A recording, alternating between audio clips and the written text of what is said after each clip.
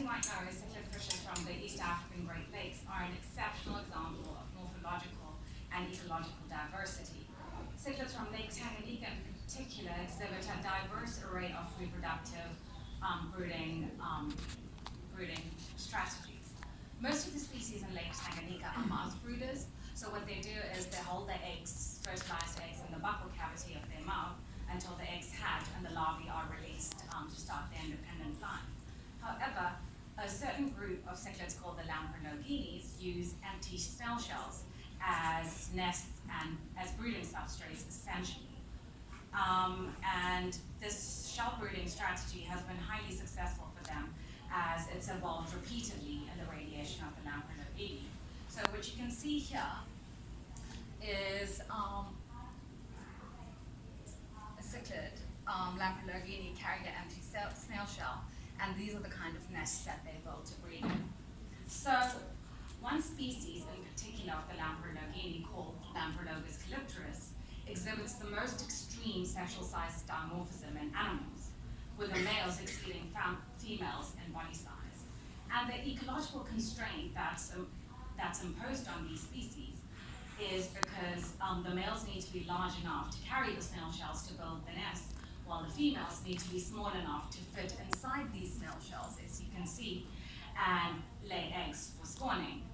However, one alternative male morph has evolved in these species. If you can see that little dwarf male in there. And these dwarf males are super interesting because they're clearly too small to carry shells.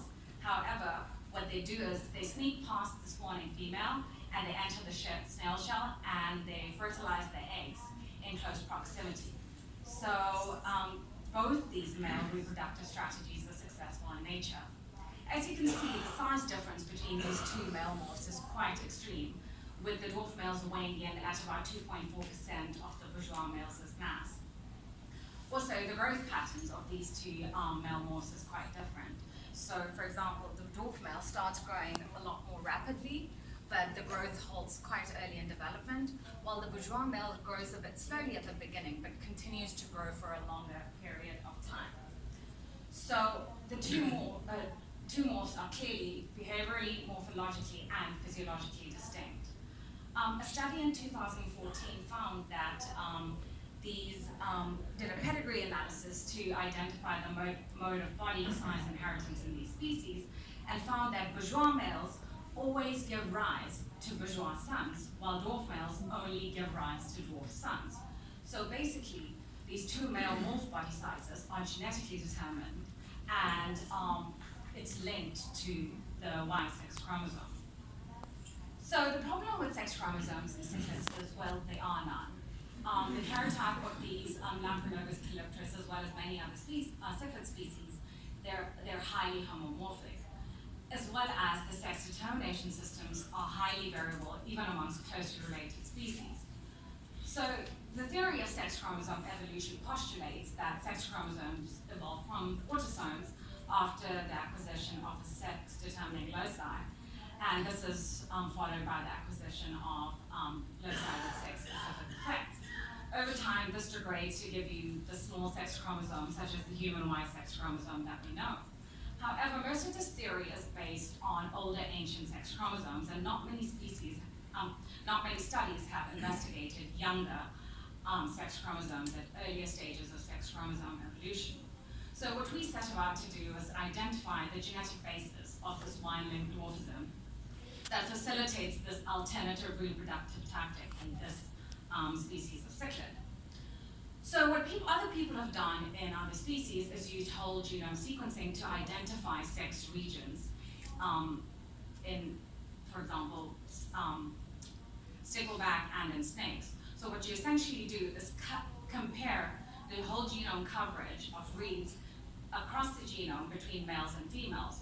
And what you expect is to see a lower coverage at the sex locus in the heterogametic sex. So for example, in snakes here, where the female is the heterogametic sex, at the sex chromosome, there's a decreased coverage at the sex locus in the females. So we sought to employ a similar strategy, and we sequenced 2 bourgeois males, the giant ones, 2 of their daughters, 2 dwarf males, as well as 2 of their daughters, to conduct a similar sort of study. And we used the reference genome, which is a female, for this group of cichlids. So what we found was, if you look up here, this is a comparison of the normalized coverage between the bourgeois males and the females in blue here, and at the bottom we've got a comparison of the dwarf males and the females. And the genomes are highly similar between the bourgeois males as well as the dwarf males and the females, with the exception of one really small outlying region where the coverage in the two species decreased, which is in scaffold 3, which is highlighted over here. Now this was super small, but when we zoomed into it, and this was in scaffold 3, we narrowed it down to 100 kbp region. Now the coverage of this area is not as reduced as what's seen in a lot of other species. So what we stipulate is that this is a young sex chromosome region. And possibly over time, it might degrade and reduce down to a smaller size, or it might not. So what's interesting is that in this little 100 kb region, there were 4 genes. 2 of those have not been functionally characterized, and 2 of them have. One of them is a growth hormone-releasing hormone receptor, which is obviously involved in growth. However, it's also known to cause a rare form of pituitary dwarfism in a population of humans in Pakistan. Also, the knockout of this gene causes the little mice phenotype. Sitting tightly linked to this gene is the pituitary adenylate cyclase gene, which is known to be involved in spermatogenesis and oogenesis in humans, as well as reproduction in fish. So these 2 are strong candidates for sex determination as well as body size determination in Lampronobis calypterus. Also, their tight physical linkage ensures that they're probably inherited together as a supergene, and this also renders recombination rare. So what we did was, the Lampronogines consist of several species of shell breeding and non-shell breeding cichlids. So the shell breeders, aside from the calypterus, both the males and the females are dwarfs. While in calypterus, they're exceptional because they show both inter- and intrasexual dimorphism in size. So just to put this all into a phylogenomic context, we sequenced the whole genomes of several other shell breeding and non-shell breeding Lampronogines. And what we found was, given in the species that we sequenced, 3 groups of shell breeders. One was a more ancient shell breeder, and then we have the calypterus group here, which is a derived shell breeder, as well as another group of derived shell breeders over here. However, when we compared this whole genome phylogeny to the phylogeny of our candidate body size dwarfism gene, we saw that these derived shell breeders kind of clustered together. So what this suggests is that maybe this growth candidate gene that we've identified is not just important for the calypterus, but maybe other dwarf Lampronogini in this clade. Additionally, there was strong purifying selection that was acting on this gene of the calypterus, which obviously highlights how important functionally this gene is in governing body size in this alternative reproductive tactic. So you might be thinking, okay, growth gene as a candidate for dwarfism, not so surprising, right? However, the common form of dwarfism called achondroplasia produces disproportionate bodies, and it's caused by the FGFR3 gene, while this rare form of pituitary dwarfism, which is found in Pakistan, is proportional and related to puberty, and that's caused by the HR gene that we found in calypterus as well.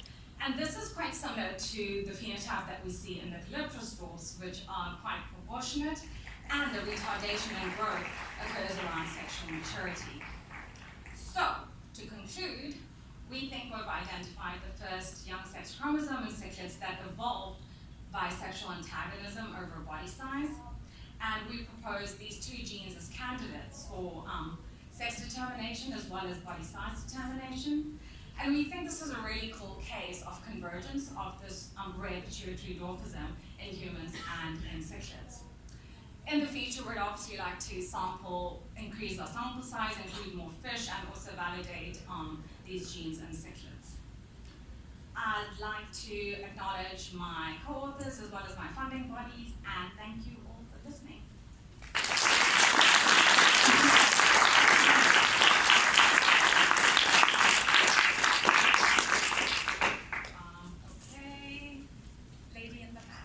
So I missed the first part, so forgive me if we end. sexually antagonistic? Well, the body size is sexually antagonistic, right? Because the females have to be small to fit into the shells, and the males have to be big to carry the shells. Does that make sense? Somewhat, not entirely. Okay. Maybe we can talk later. Yeah.